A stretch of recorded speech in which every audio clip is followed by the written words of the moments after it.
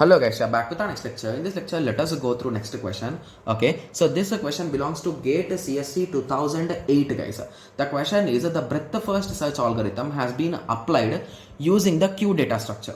One possible order of visiting the vertices will be, okay, so here we are trying to visit these vertices, right? Yes, so we are doing a breadth first search. So if you recall, breadth is a layer by layer, it is something like level order, right? Yes, so if you start at M, where you can go next, you can go to N, you can go to O. So can you go to O guys? I think this is absolutely wrong guys. So from M, can you go to O in breadth first search? First of all, no, you should visit N, then Q, then R, and only after visiting these three you can go to O, right? Yes, hence with this understanding, option A is wrong guys. Okay, moving on to option B. So you started at N, you visited Q, nice, you visited M, nice, you visited P. So is there any particular path to P guys?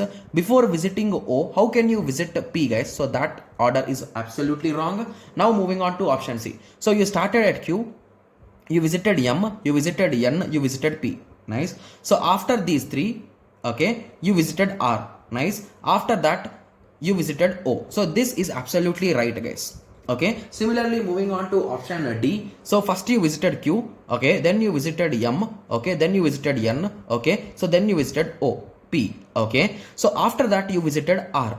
So first what you visited guys, you visited M. So then how can you visit O first guys? You should visit, if M is a neighbor is R, so first you should visit R, then you should visit O, right? Yes, so option C will be the correct answer. So most of you will be saying that, okay, so we understand breadth first search, but in question he told Q, how we can solve it with the help of Q. So I have solved it with the help of Q only guys, but I did not draw the Q, that's the only thing. Okay, so most of you will be saying no, we want exactly with Q. Okay, yes, so let me solve a C with the Q guys.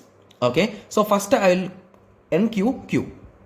Okay, so once I NQ'd Q, I will be dequeuing the first element what is inside it. So I will be dequeuing Q and I will be inserting all the adjacent elements of Q. So what are adjacent to Q guys? M is adjacent to Q, N is adjacent to Q, and P is adjacent to Q. Remember, I am writing in the exact order. Okay, yes. So once this is done, so let us dequeue the next element. So M is dequeued. So what is adjacent to M? R is adjacent to M. So let us insert it. Okay, yes. So now you are done with M. So now N. So is anything adjacent to N is left out. So N adjacent is O.